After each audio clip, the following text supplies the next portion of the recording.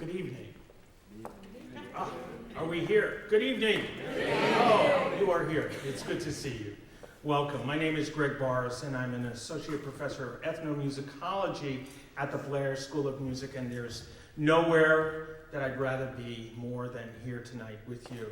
We have some wonderful ideas to share with you, some reflections, and finally some wonderful music. So I want to thank you in advance for coming. Welcome to an event called Blair in Africa, Researching and Collecting African Music. Research and collecting.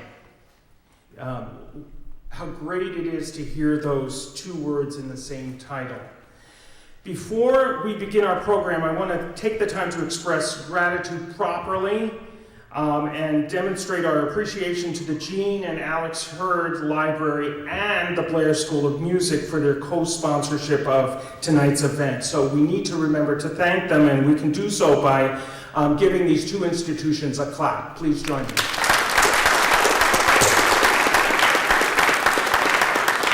We wouldn't be here tonight without their support. Our thanks go out to not only the many people who have helped organize this evening's event, but also to those who have demonstrated a commitment, a long-standing commitment to the project that we're introducing this very evening. We gather together today for a celebration of the arts and a celebration of technology, a celebration of history, and a celebration of the future. We are here to celebrate a university's commitment to forward thinking, our university's commitment to engaging the expressive cultures of sub-Saharan Africa, and from the perspective of a truly 21st century collaboration. At Vanderbilt University, we embrace the music, we embrace the dance of Africa and the African diaspora, and we demonstrate our commitment in a variety of ways. Each semester, the university, the Blair School of Music, offers a variety of courses, seminars related to the traditional and the popular musics of Africa. We offer a variety of courses on musical traditions of the African diaspora, including genres such as the blues and jazz, taught by the Blair School's musicologists and ethnomusicologists. We also regularly teach African and African-derived performance traditions. Blair's Sankofa African Drum and Dance Ensemble, led by West African master drummer Kwame Ahima, and the Vanderbilt Commodore Steel Drum Ensemble, led by Matt Britton, represent unique opportunities for students and community members to experience African and African-derived musics at a more intimate, tactile level. For the past 4 years, the university has also supported the engagement of students in service opportunities in Uganda through the Kampala Project, and now in South Africa through the Visage program. At any given time, there might well be several dozen Vanderbilt students on the ground in Africa conducting university-related research or service learning. My own research over the past 10 years at least has taken me to over 10 African nations, and I've been fortunate to involve students, faculty, and staff in these research projects that have included ethnographic surveys of East African music traditions, choral singing traditions, the role of music, dance, and drama in HIV/AIDS outreach and education in Uganda, and most recently, the role of music in the period that led up to the genocide in Rwanda in the 1990s. Last year, a CD compilation of field recordings that I produced titled Singing for Life, Songs of Hope, Healing, and HIV/AIDS in Uganda was released by Smithsonian Folkways. This recording earned a Grammy nomination in the Best Traditional World Music category. This nomination belongs to Vanderbilt as much as it does to me. The recording draws on my field research throughout the country of Uganda, where I was privileged to work with women's groups, youth groups, and individual musicians who are using music, dance, and drama to effect change in the fight against AIDS. Vanderbilt has been extremely generous in funding research in Africa, my own field research, for example, over the past 12 years, and I'm grateful to Dean Mark Waite of the Blair School, as well as the Vanderbilt Faculty Research Program, for their ongoing support of my own field research. The university and this School of Music has demonstrated commitment, ongoing commitment to exploring, documenting, analyzing, and teaching the musical traditions of Africa. The Singing for Life recording and all of my other published materials were all developed and workshopped right here at Vanderbilt, right here in classes taught at Vanderbilt. My students and colleagues all had a say in developing these materials, and they are all acknowledged in these publications. In fact, their voices, ideas, and reactions helped shape many revisions of my own work. I should note that the Grammy-nominated CD, as well as my other books, Singing for Life and Music of East Africa, are for sale outside in the lobby tonight. For anyone who is interested, I sound like the shameless commerce division of Car Talk, but afterwards, you can purchase CDs and books outside that continue the celebration of East African music.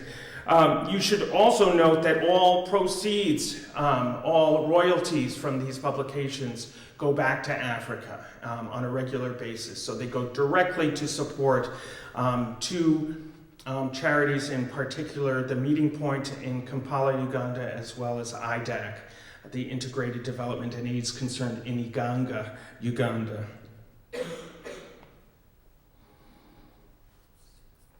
This past summer, Blair's excellent music librarian, Holling Smith-Bourne, joined me and a group of students in Uganda, where he recorded and explored the rich musical cultures that exist in that East African nation, from deep within the villages to everyday urban musical traditions. It is, after all, only through the collection and preservation of the musical traditions of Africa by the Blair Music Library that we are able to stand in front of you today and talk about a truly 21st century response to musical traditions in Africa. And last, but certainly not least, through it all, I have had a colleague. Vanderbilt has developed a colleague and embraced a colleague, a brother, Centurio Balikoowa, who's here with us tonight. Give him a clap.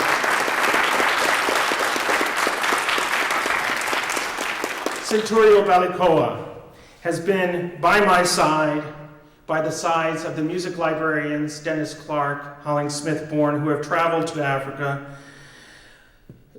Mr. Balikoowa has been by my side since I first stepped off a plane in Uganda in the 1990s. He has demonstrated a commitment to my own scholarship and to the development of rich musical traditions to which Vanderbilt reaches out with its resources and with its compassion. Centurio and I have traveled through many parts of East Africa. We have suffered together, and we have celebrated together. He has been instrumental in collecting the field recordings that form the basis of the digital collection of East African recordings. It is Centurio, after all, who travels by bus, by taxi, by motorcycle, by bicycle, and by foot to capture and preserve quickly disappearing musical traditions in East Africa. Centurio is the consummate, fastidious ethnomusicologist, And to his credit, he is as beloved by the people with whom he works as he is by his colleagues here who appreciate his efforts to document the most critical musical traditions of his home country. What do we do when musicians die? Centurio and I often ask each other. What do we do when musical traditions are in the danger of extinction? These are questions you must forgive coming from an ethnomusicologist who's fast approaching elderly status. These are not questions I asked when I was much younger, but as I grow older, as Centurio and I grow older, we've begun asking the questions of not only what can we do, but what should we do? Centurio is a gentleman and considered by his colleagues a national treasure. He is never one to sing his own praises, so I must do so whenever I have the opportunity. One of the chapters in my book, Music in East Africa, published by Oxford University Press and on sale in the lobby, is devoted to Centurio's biography, his music making. Chapter 4 is a life study of Mr. Balikoowa's music making. He is, we must remember, one of the last, if not last, link to the now disbanded royal court traditions of Uganda.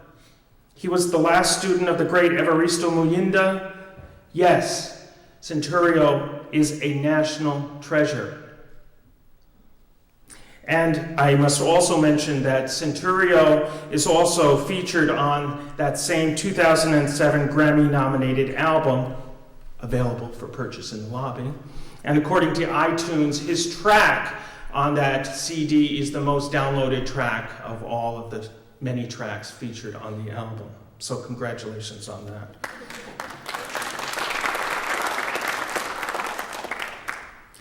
Centurio is in constant demand to travel around the globe, performing traditional music from his native Uganda.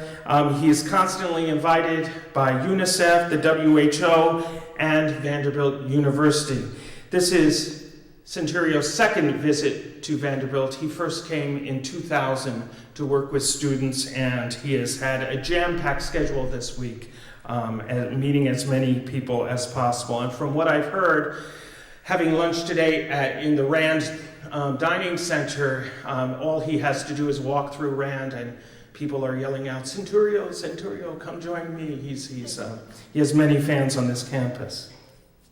Now, the reason we are gathered this evening is to celebrate one of the most innovative initiatives I could ever imagine in regards to a university's response to African expressive culture. The Blair School of Music's Ann Potter Wilson Music Library is now home to a global music archive that supports the only online digital archive of field recordings of contemporary East African music. This completely digital, completely free, and open access collection of recordings offers people around the world rich opportunities to experience and understand the expressive cultures of Africa from a variety of perspectives. How far we have come in the 21st century, where ethnomusicologists, librarians, and traditional musicians collaborate on important cultural issues and draw on local expertise from a variety of resources at our university's fantastic central library, as well as from our colleagues on the ground in Africa. I've never been more excited about the potential for scholarship and activism being as central to the mission of the university as it is right here, right now, on this stage. So, let us continue to celebrate this dynamic tradition at Vanderbilt by approaching Africa through its music and dance, and continue to document, preserve, and study the continent's composers and musicians. It is a great achievement, and it is the right thing to do. Thank you very much.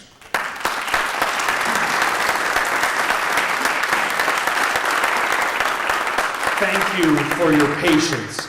Now I'm going to turn the microphone over to Mr. Hollingsmith-Bourne, the music librarian at the Blair School of Music.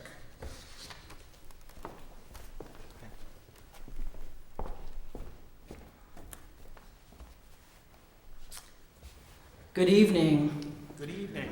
I would like to start with a story, and this story begins when I first started here in the position of Director of the Music Library at Blair. And about 6 months into the position, I started feeling very overwhelmed by the enormity of the position, largely due to the research that I was doing on the Global Music Archive. I started learning about the data, the information that was being sent from Centurio Balikoowa, the logistics of creating such a huge project like this. I think any good position starts with a feeling of being overwhelmed. About that same time, we learned that Dr. Maria Musoke, the university librarian at Makerere University in Kampala, Uganda, was visiting Tennessee. She was at the University of Tennessee in Knoxville, and she was collaborating with that institution and was going to be in town for a month. So I called Greg and I said, let's go meet with her. Let's tell her about this project. Let's get her input on this project. I let Greg lead the discussion since he had been to Uganda several times, knew the culture. He explained the project. I demonstrated a very early version of our database, the digital collection of East African recordings. And I couldn't read her very well if she was engaged in the project or was interested, and she got quiet for a minute, and she asked me a question, which lots of people ask me this question. Do you know about a song that was sung at my parents' wedding? And I've been trying to find it for 10 years now. I have not been able to find this piece. I wanted to have it performed at my parents' wedding. I could not find it. We searched the database and we found 2 recordings. She started, her eyes were filled with water, and it was a very emotional moment. And it was at that time that I realized that Greg was onto something. This is an important project. And I think she was sold on the project, and I was absolutely sold on the project. I would like to tell you a little bit about Makerere University. There is a music librarian there who recently started. Her name is Agnes Namaganda. And this trip that Centurio Balikoowa is here for, he brought with him a letter from her. And I think she says it very eloquently when she talks about the problem of preservation of the music tradition there. Documentation, recordings, and writings of the wide range of musical practices within Uganda is not available in a systematic or easily accessible way. Most of these materials are still only available outside Uganda. Limited access to recordings and research results is a major problem for current music students and researchers in Uganda. Establishment of a collection is thus a precondition for creating a high-level research environment, as well as for creating accessible documentation of Uganda cultural heritage.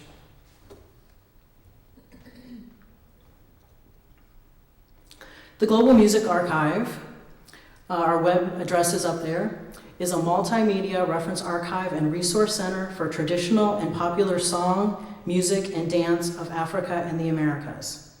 It's a series of databases that archive the work of our faculty, and it houses our archival media collections that relate to music. Our major goal is to develop appropriate acquisitions of audio and video recordings of the music and oral traditions from many diverse cultures by preserving the collections for use by educators, researchers, and interested members of the public, and this is the important part, including the people from whom the material was collected, and by disseminating this information globally through a vigorous digitization effort. The Music Library has always collected very heavily in African music, and especially East Africa. The items that we don't own the copyright to are physically in the Music Library, and when we do have copyright, we are able to put that material digitally on the web. The digital collection of East African recordings is the first collection in the Global Music Archive. We call it the DCER. A library staff member once asked me how to pronounce that, and I thought DCER was better than DCER. That sounds a little bit like the music from Washington, D.C., or something else, I'm not sure. But this is an example of how music librarians and library staff can support, archive, and promote the work of Blair faculty and make their work available to other researchers. Librarians have always supported the teaching and research interests of faculty. I think this is something that we're good at, we enjoy doing, and it's something that's high priority for us. For those of you who think, for those readers of you out there who think in print, I think of this as a series, the Global Music Archive being the series name, and the first volume in our series is the digital collection of East African music. We hope this to be the first volume of many, many more volumes to come. The DCER, like Dr. Bars mentioned, is a free resource. This is very important. The library system has always been committed to keeping this free. It features over 1,100 field recordings of musicians in East Africa. Our primary interest is in preserving the cultural heritage of countries in East Africa in the face of Western encroachment and the AIDS epidemic. Every artist that we record or that Centurio Balikoowa records, they are asked to sign a licensing agreement, and we pay the artist up front, and that allows us to use these musical resources and disseminate them as widely as possible. I wanted to share a little bit about the history of this project. In summer of 2002, Greg goes to Uganda on a Fulbright. He conceives of the idea of the Global Music Archive. He develops many relationships throughout the country. I think the idea germinates for a while, and then Dennis Clark, the former director of the music library, travels to Uganda. They deliver audio equipment, and they train Centurio on using the equipment. And in 2004 and continuing on, the music library funds Balikoowa's efforts to collect traditional music. The music library builds strong collections in African music. In 2006 and 2007, the library designs our database and website for the digital collection of East African recordings. We launched our website in 2007 after a peer review process with music librarians and archivists, as well as ethnomusicologists. In 2008, we spent the majority of the year doing publicity of the archive, giving national and international presentations on this database, and showing it to other music librarians as a model for how to collaborate with music faculty. This May and part of June, I was able to travel to Uganda to work with Balikoowa to gather images and field recordings and to continue to build more information about the archive. 2008 and 2009, we are seeking out grants to continue this project. And this year we're also preparing additional archival materials to go into the Global Music Archive. Our future collecting plans are to continue recording in Uganda. There are still several groups in Uganda, ethnic groups that we have not captured that we want to focus and make our archive more balanced. We want to add images that correspond with our audio files. And we would like to create an instrumental thesaurus. So you could go online, you could select an instrument, you could see the picture of it, and then immediately listen to an example of that instrument playing solo, so you could understand the sound of the instrument and the range. We want to expand collecting into other countries in the East African community. I wasn't aware of this. I found out about a year ago that there's a movement, the East African Federation, which is a proposed federation of 5 member states of the East African community. So Tanzania, Rwanda, Burundi, and Kenya, they plan to merge into a single state, and that's supposed to take place in 2013. It would be great if we could fund a native musician in each of these countries and give them a small salary, provide them with recording equipment, money to travel to various parts of these countries, and continue the collecting effort. I wanted to share with you a little bit about the equipment that Balikoowa takes with him. And I see him smiling, so this is familiar to him. He takes with him on these trips Marant's direct to CD field recorder, a microphone, although I think maybe now he does not carry the case for the microphone anymore. He's ditched the case. He has a Dell laptop computer to make his life a little bit easier, a digital camera, and then several batteries. Keep in mind, generally he does not have access to electricity, so he's carrying batteries as 2 batteries. One is a backup, and these batteries are 3 pounds, 6 pounds, 3 pounds. All right. So when you add up all of these things, this is a very heavy package that he's taking with him and traveling in less than ideal conditions. Traveling on a motorcycle, in the rain sometimes, in red, slippery clay mud. So this is not easy. What he's doing is not easy. These are some of my favorite pictures. This shows the musicians that Centurio has recorded enjoying their own music. And for some of these people, this is the first time they've heard themselves on CD. I love these pictures. You can see how happy they are to be hearing themselves.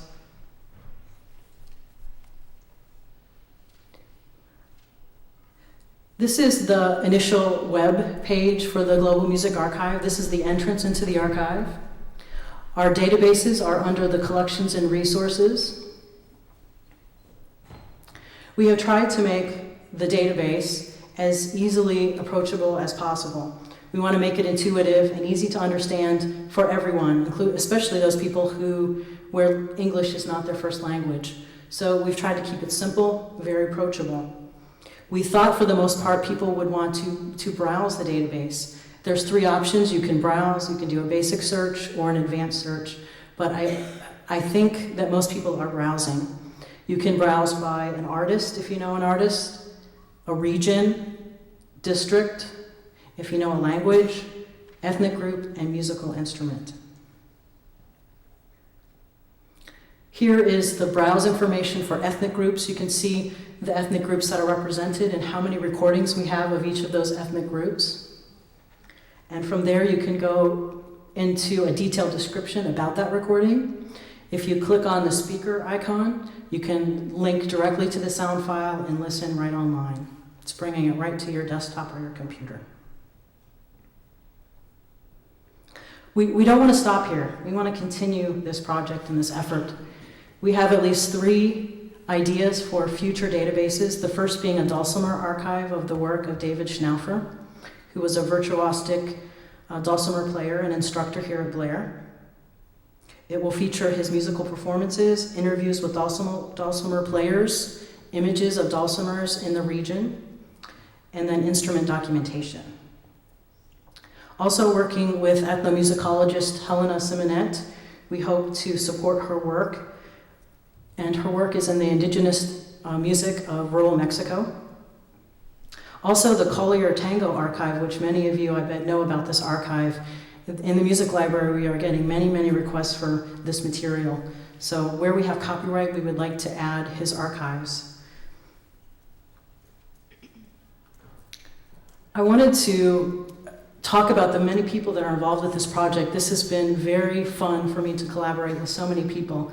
And if they don't mind, I would love for them to stand, because sometimes when you're a librarian and you do a lot of behind the scenes work, you really don't get the recognition that some other people commonly would. So if Jody Combs is here, please stand. He is an assistant university librarian for information technology. Flo Wilson, who is interim university librarian. Marshall Breeding, Director of Innovative Technologies and Research. He was our database designer for the Global Music Archive. Sue Ellen Stringer High, Library and Information Technology. She was our web designer. Jody Gamble, Library and Information Technology. She customized our database based on feedback from our peer review process. Stephen Nordstrom, who is not here, he's a former music cataloger. He was instrumental in organizing the metadata and the information about the archive. And lastly, a student. Our Blair students here are so important to us. Ann Benson, who inputs all the information that Balikoowa sends to us from Africa.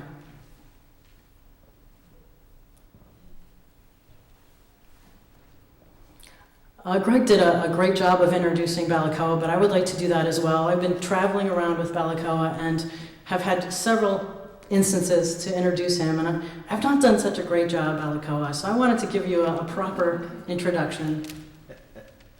Balikoowa is our chief recordist for this project.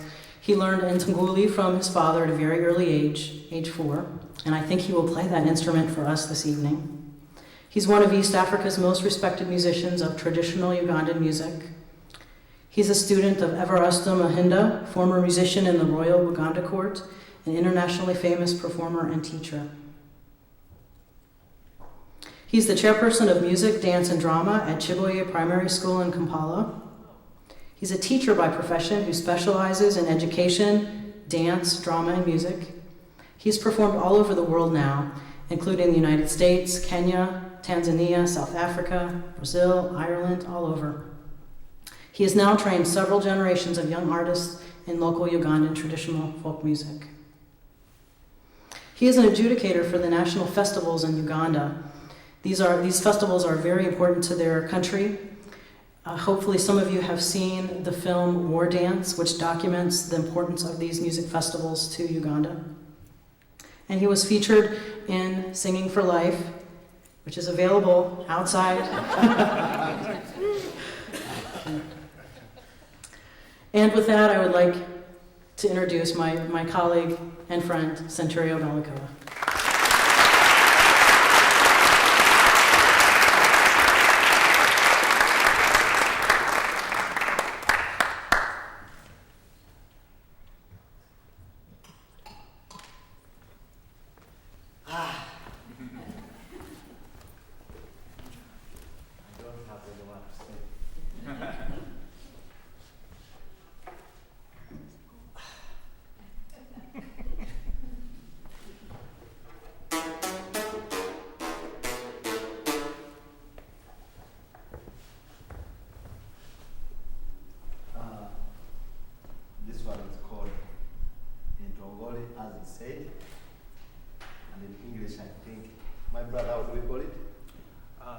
Harp lyre. So the neck, we have this skin, we have 8 strings. Behind here we have the skin, and this one is I take the harp inside there where we dig and put the skin. Then we use this one for tuning. This one is the music that was played in the royal family, the king's palace. In Uganda. In Uganda, sometimes they don't talk to the king, but the musicians, they use the music to send their messages directly. So here they will sit down, it's a soft music instrument, but they use the music to send the message. So I'm going to play for you a song called Ndale Gwile. This one is from my home area of Soga. You know, in Uganda, when there's a problem, we compose songs according to the situation. So we had a terrible famine, and these very many people died. So people had to compose songs to advise people to go and do work so that they avoid the famine. So it's called Ndale Gwile. I'm starting with that.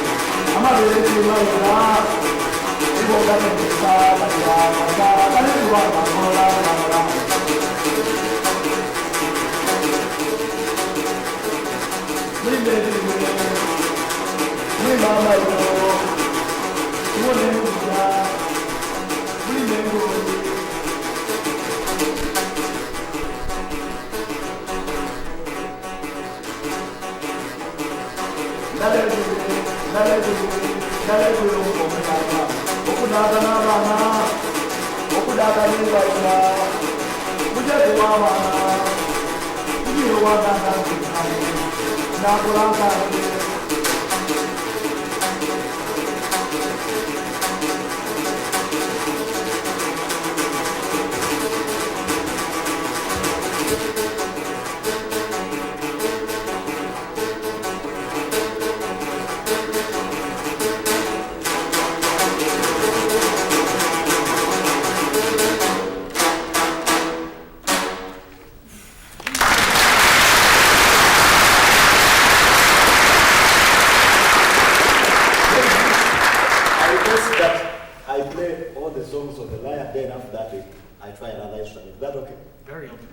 Now, that one is from Soga, where I was born, and I got it from my father, because by the time that family was there, I was not yet born, but I learned it from my father, because my father was a musician, my grandparents were musicians, and I had no option but to learn the instruments. And this instrument paid for my school fees. I take it as my mother, my father, my everything. Because when I played it, I was very small, about 4 years. 5 years, they told me to go and school, and they gave me a scholarship to study free. So even the way I handle it with care, because. So this one I'm going to play from Uganda, and in Uganda, we normally sing about AIDS seriously. It's open thing now, we talk about it, we sing about it. And we feel it's very important that people should know what's happening other than keeping quiet. That's why we have done some great job. There's a change in behavior. When people listen, they enjoy, they laugh, but I think they get a message. So the song is it's about AIDS, HIV/AIDS, that it has come. We need to fight it.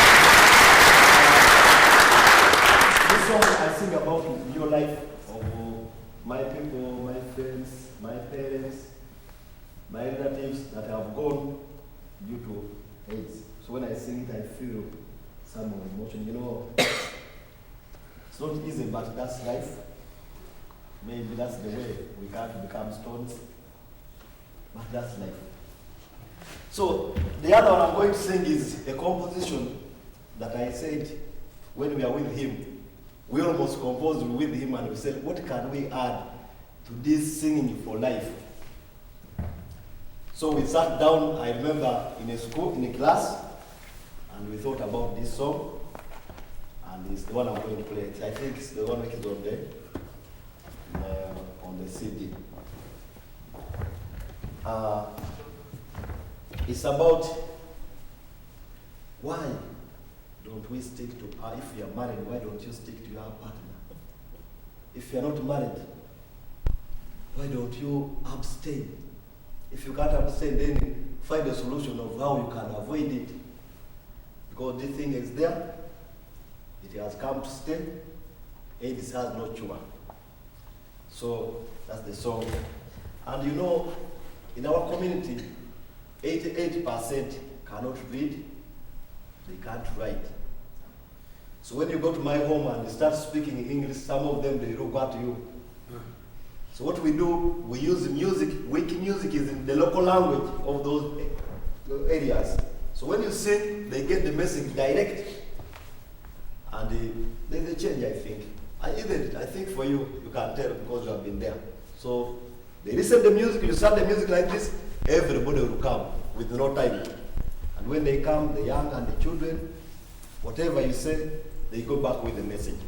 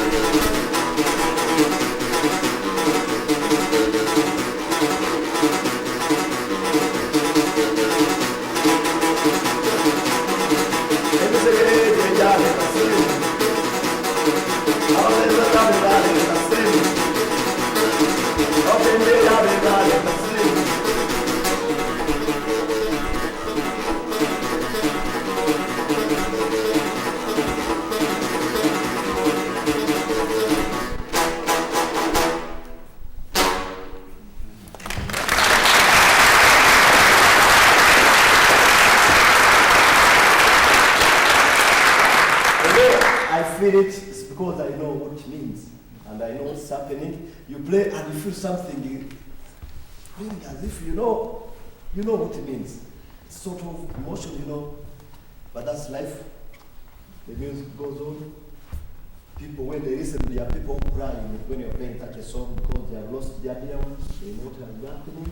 Some of them, they have their relatives on bed. And when you think about it, you see tears coming out. But that's life. And that's why the music has played a big role in the change of the moral behavior in our community. Because it's now our local language, we understand it. There's no need of asking your neighbor, what did he say? Now, this morning, I attended his lecture, and we have been playing the xylophone. The xylophone normally is played by more than one person. So I will try something alone. Then after that, I'm going to invite my sons here to join me, and we play for you the xylophone. So let me just play just one melody. Then after that, you join me. Is that okay? Yeah. You better keep your sticks.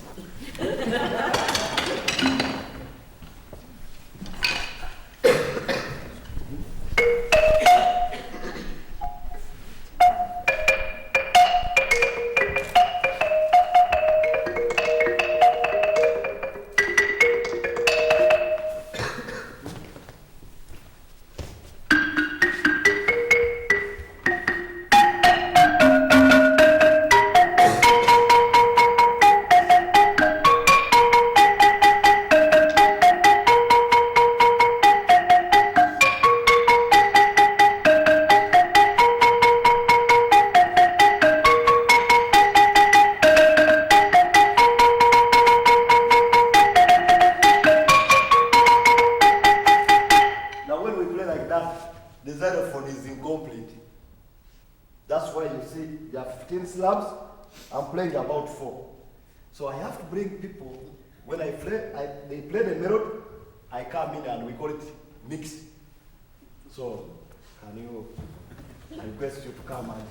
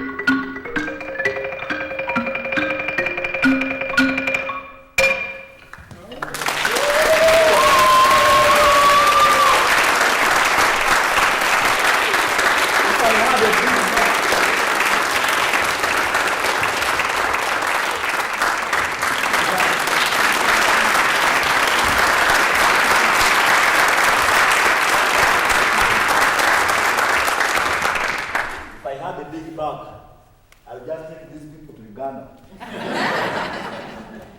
But I'm worried that when you put them there, they start coughing, then they start the vibration. What is this one? So they are very good. That's how we learn the xylophone. It's very simple, but when you mix and you put this one and the other, you think that the music is very complicated. But it's simple, just the beginning. It's just this morning that they learned these two songs, and I said, I think you should come and perform something here. And they have done it. Thank you very much. Now we have another instrument here. We call it a dungo. How is it called in English? Bow harp. Bow harp. it has something similar to the atomic scale. That side between Uganda and Zaire, this is the instrument where it comes from. They don't have to dance, to play music on tapes or cassette. For them, they play this instrument. They have even yes, they are this big one. Can you tell them about the bass? This instrument comes in lots of sizes, very small ones, all the way to very tall, taller than Centurio Balikoowa. And the tall ones are like a bass harp, and they're so large that you can sit on the side. I saw a musician sitting on the side playing the harp, sitting on the instrument. Yeah. So the song I'm going to play is about you call it squirrel or squirrel? Squirrel. That animal is very dangerous at home. They are very destructive and very stubborn. And when I was moving around today and yesterday, I saw them jumping up and down and say, hey, they are here so. So they disturb our gardens. They come, eat everything. And when you try to chase them, they look at you. Sometimes they stand and say, bye. So people normally, they compose songs on everything. When they sing about it, say this animal is very stubborn. No wonder they gave you a big tail and the whole body is small. So they sing about it. So it's called the Akasolo Muje.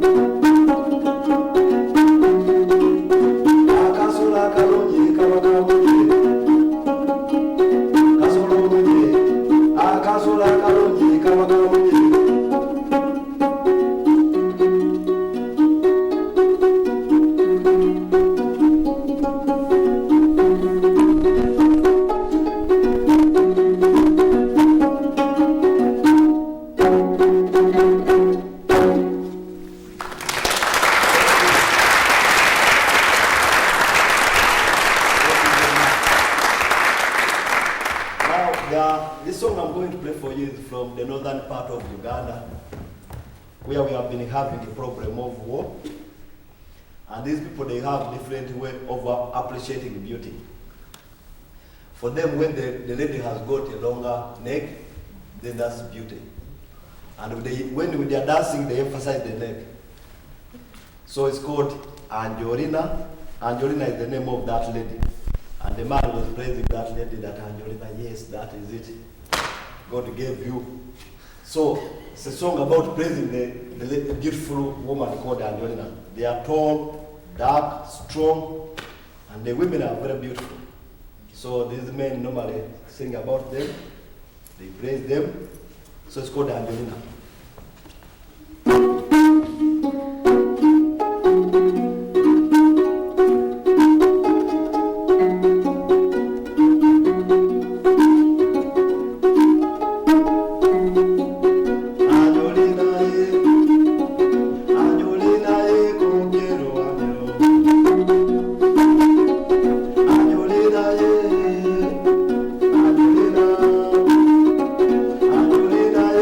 Quiero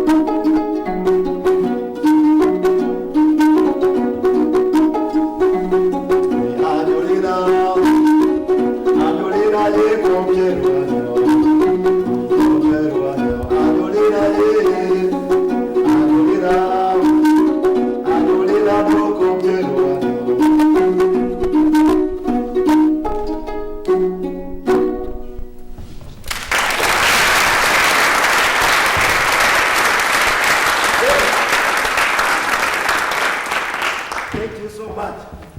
Then here, I'm just going to play for you something on this drum so that you feel it. And this one I will play from a distance because it's a bit loud. I don't want to cause problems. We have been humble and very, ladies and gentlemen, I don't want to say,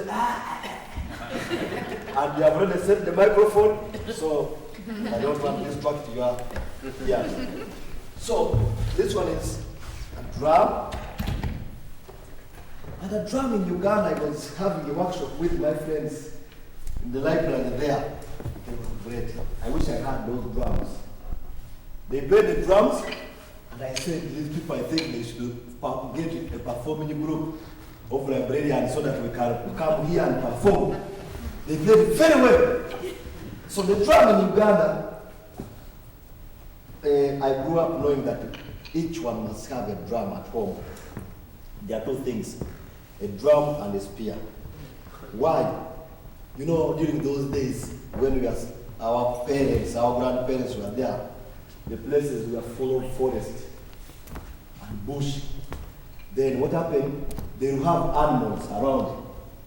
So when the animal, when you say very dangerous animal, you play drum, the neighbors come with spears. We have, we work as a community. We have that communal work. Harvest, we work together. If there's any problem, they come and help you. So the drums have different signals. If they communal work, they play the drum, people come and do the work. If there's a problem, they play the drum, people come. If you are going for church service, as I told you that most people can't afford what? What? So it's the drum telling them that today is Sunday. The first one, morning, be ready. Second one, we are about to enter. Third one, the service is going to start. Then you have to rush. So, then the drum, we use it for dancing, accompanying dances. And there are different sizes.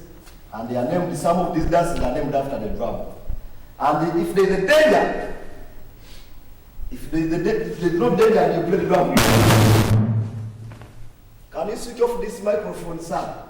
Is it off? Yeah.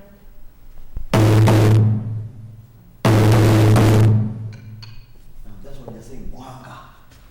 Gwanga, they can't remain calm. There is a danger. So people pick spears, they pick fingers, big sticks. If they come and you are saying, what's happening? Then it's no problem. I was drunk. They'll kill you there. They come and say, no, I was joking. They say, lie down, they give you, cane you, never repeat it again. So, they want for danger, they go. Then when you want to like play something, they're going to clear the well. They play.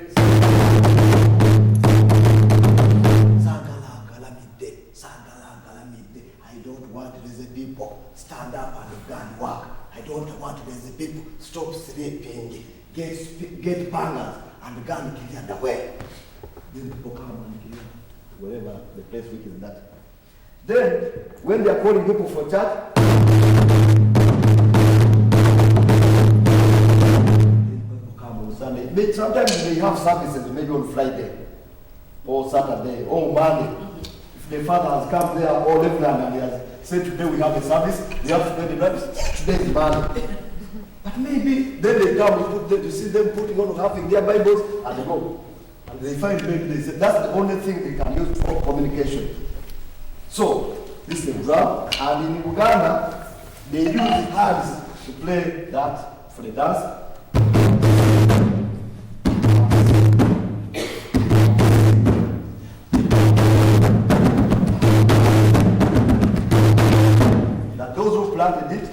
Did a good job. You know, there was someone in Uganda, the king had a local blue.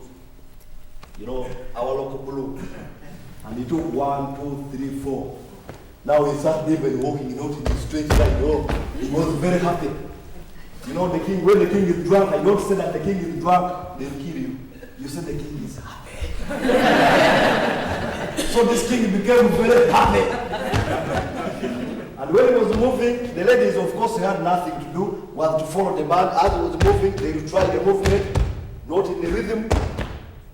Then the following day, they started now rehearsing the movement of the king. And the men had to be to get the drums, and after 1 week, it became a dance. And from there, they call it Abak Simba, Abak Womya. Those who planted it did very well because the king became happy. So, then this one, when they're playing this one just keeps on supporting, and it's called Engalabi. Maybe, and behind here is open. So I play from here. Are you comfortable?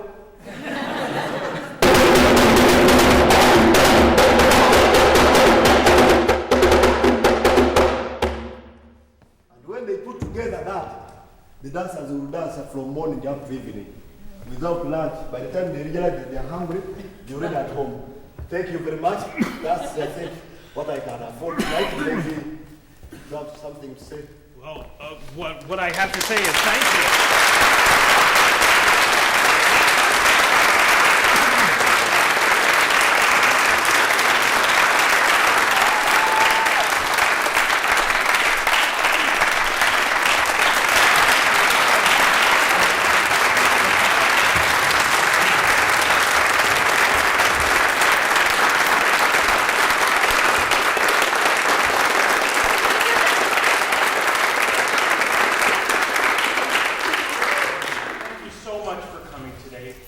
But Mr. Balikoowa is here. He has come a very long way just to spend time with everyone at Vanderbilt. So his sons are going to escort him out to the lobby area, and he wants to shake everybody's hand. So please, before you leave, thank him for coming all this way with no luggage traveling behind him.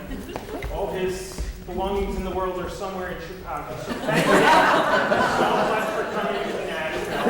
Thank you all for coming as well. So let's all head out to the lobby where it's lighted. We can meet Mr. Balikoowa. Thank you.